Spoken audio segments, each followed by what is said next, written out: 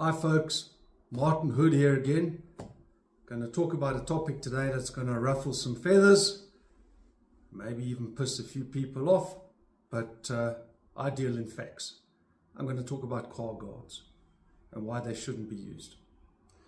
Something that affects most people in urban areas, particularly at big shopping centres. I'm going to use a couple of documents to explain myself. The first is a document from CIRA itself. I don't often agree with them, but I do read their documents.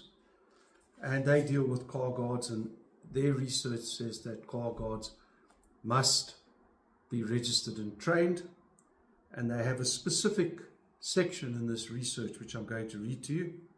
Security manager at Morbi stated categorically that there were no car guards in the parking areas, only car park attendants. This assertion must be taken to be disingenuous.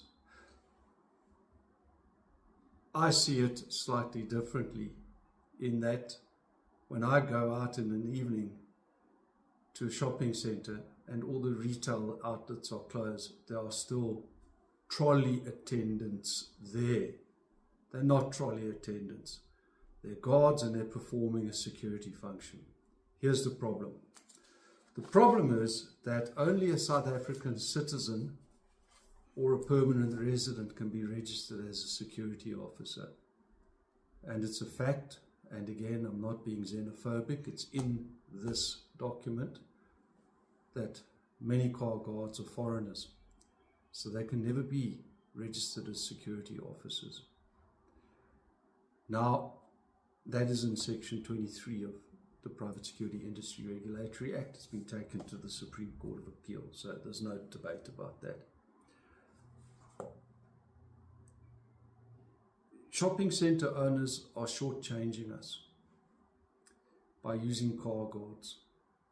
They're putting potentially your security at risk, because what they do is they get rid of traditional security and they replace them with car guards in the hope that these car guards will provide some form of protection. But they don't and they won't. And I want to explain why.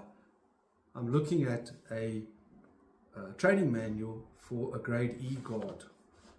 And it doesn't matter who the training manual comes from, but I just want to read some of the topics that a grade E guard has to learn. The role and function of security: bombs, explosive devices and firearms, discipline, observation, guarding and patrolling, use of fire extinguishers, industrial relations, basic radio and telephone communications.